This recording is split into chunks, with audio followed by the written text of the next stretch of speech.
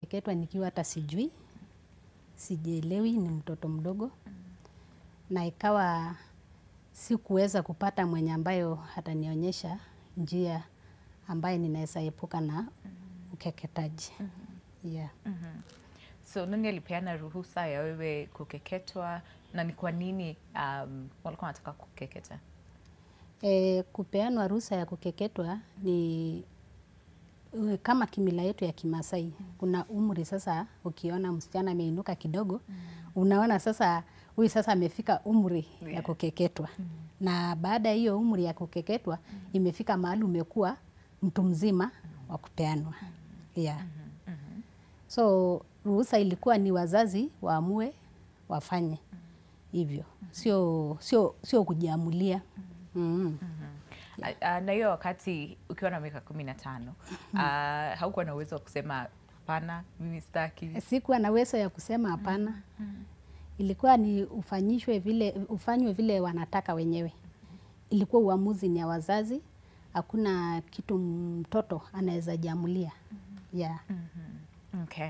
Acha tuzungumze na Aisha alafu tutarejea kwako. Kuelewa sasa hiyo siku ilikuwaje? Unasema ilikuwa uchungu kabisa, hauna uwezo wote wa kusema hapana, wewe ni mtoto. Yeah. Aisha, was this the case for you? Okay, first I was cut when I was at the age of 7, and I was so excited about the cut because it was part of my culture, and like girls of my age were already cut. So I was really excited to get cut that day. And actually the night prior, I couldn't sleep along with one of my cousins and friends. We were just waiting for the day to come because it was something that we long awaited, because we felt somehow incomplete to be part of the community, because already some of the girls that we were schooling together were already cut. So the consent, I was so young, I knew nothing about consent. All I knew was excitement. And yes, my parents were the ones who decided for me to be cut, and I couldn't resist because I didn't know what FGM was. I didn't know the effects. The only thing I knew was FGM was part of my culture, and FGM was a beautiful thing. Yeah. Yeah. So before you underwent the cut, right? And what you're saying is that you were excited. You're like, this is part of our culture. I'm excited to go through this. Had you heard stories about, let's say, young girls who had undergone the cut? And if so, what were they saying? Okay, actually, there was no much discussion about FGM because what they believed is that it's a taboo subject to, keep on talking about FGM. And the only thing I heard about FGM is that when you undergo the cut, you're being gifted, you have your neighbors visit you, your family members come to you, visit you. There's a goat or even a cow being slaughtered for you. And all I knew about FGM was the gifts and the visits from family and friends. Yeah.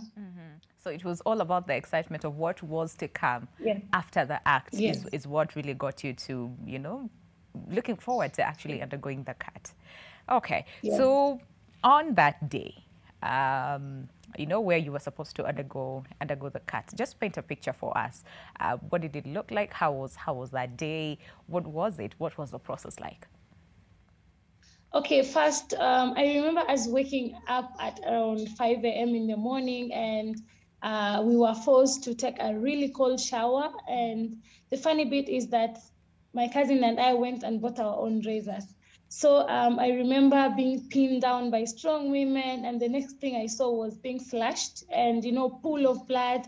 Actually, if you came near, you will have thought that it was, some sort of animals being slaughtered around. So if I look back, all I remember is the agony, the pain, the blood, and, the frustration that I underwent that same day, because it involved like strong women forcing you down and, pinning you and like full of trauma. All I remember about that day is trauma and bloodshed. I mean, even listening to you, talking about the slash and pinning, it just sounds, yeah. So let's come back to Mary. Mary, so Aisha anasema kikumbuka hiyo siku uchungu. Okay. Uchungu kabisa. Kwako? Ni ukweli ya kwamba ni uchungu, kwa sababu ni kitu ambayo unaumizwa mwili ambayo haikuwa na mahali popote ambayo imekatwa. So unakatwa, unapunguzwa sehemu fulani kwa mwili ambayo sasa inafika mahali damu inamwagika, unasikia hiyo uchungu the whole day.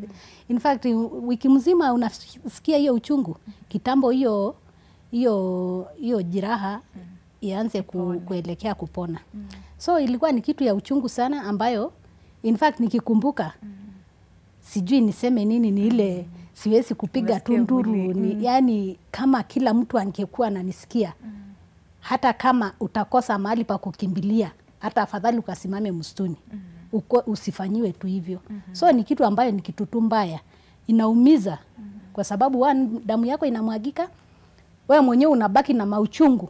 Kitambo upone utakuwa umesikia uchungu sana na umeumia. So kukatwa sio kitu rahisi. Ni kitu ambayo inaumiza mwili. Ijapokuwa wengine wanafurahia kwa sababu siku hiyo wewe ukikeketwa, wengine wanasherekea, wanakula, wanaenjoy. Sasa hiyo wewe unasikia uchungu, haukai, haukuli kwa sababu ya ile damu unapoona. So unakosa, hakuna ladha yoyote ambayo uko naye katika hiyo sherehe hata kama ni yako. Ni yako, lakini wewe hauenjoy vile unasema. Watu wengine wanaenjoy, wanasherekea, lakini wewe yani wewe ni mauchungu unasikia huku wengine wakisherekea. Okay. So hiyo siku watu wangapi walikuwa hapo wakikusaidia kukeketa? Na mostly inafanywa na akina mama kwa sababu ni wasichana. Akina mama. So nilikuwa ni watu 5 kwa sababu kuna mwenye anakushika mgongo na mkono, na kuna mwenye anakushika mwingine mguu na mwingine mguu, na mwenye anakukeketa. Na wengine hapo kando wanasimama kama wawili wakiongojea, maybe unaweza kuwa unarukaruka wakushikilie, wasaidia wengine ambayo wanakushika. Okay. So ukakeketwa. Kakeketwa. Kukeketwa, hebu tueleze hali ilikuwa aje after umekeketwa? So after nimekeketwa hali ilikuwa tu ngumu kwa sababu nilipomaliza kukeketwa ilifika sasa mahali nimeonekana niko mtu mzima. Sasa huyu anafaa kuwa bibi ya mtu. So ikafika sasa nimepona, ikawa ilichukua muda gani kabla upone? Nilichukua muda ya wiki 2 ndio sasa nikapona. So baada ya hiyo kupona ikawa sasa ataolewa kwa sababu amekuwa mtu mzima. Ikawa nimeingia tu shule, nimerudi shuleni. Ilipofika mwaka moja ikapita, ikawa sasa naambiwa ninapeanwa. Na ni ndugu ya baba ndiye anafanya nini? Anaomba mzazi wangu, baba yangu anipeane. So haikuwa hata uamuzi ya baba, ilikuwa ni uamuzi ya ndugu yake kwa sababu yeye anataka kutengeneza urafiki na nani? Na mtu mwenye anafaa kukuoa sasa. So kwa ile hali Mungu akafungua tu njia. Nilikuwa tu naenda kanisa ya PCA. So nikaenda tu kanisani. Kwa namwambia Mungu, mimi ninataka kusoma, nataka tu kuwa mtu wa maana, hata kama nimepitia mengi, lakini ninataka kuwa mtu wa maana. So nimeanza tu kuwa nimefunguka kidogo. Ikafika tu siku nikaambiwa, unajua sasa ninakupeana. Hata ninakumbuka ilikuwa saa 3 ya asubuhi. Nikaitwa nikaambiwa ninakupeana. So huyu mzee ndio nakupatia, na mwenye nilikuwa napewa nikikuambia ni karibu rika na baba. Alikuwa miaka ngapi? Ilikuwa tu mzee, nadhani alikuwa almost 50 years. Nikaambiwa nitapeana. So nikasema mimi sipeani. Mimi siolewi. Mimi nasoma.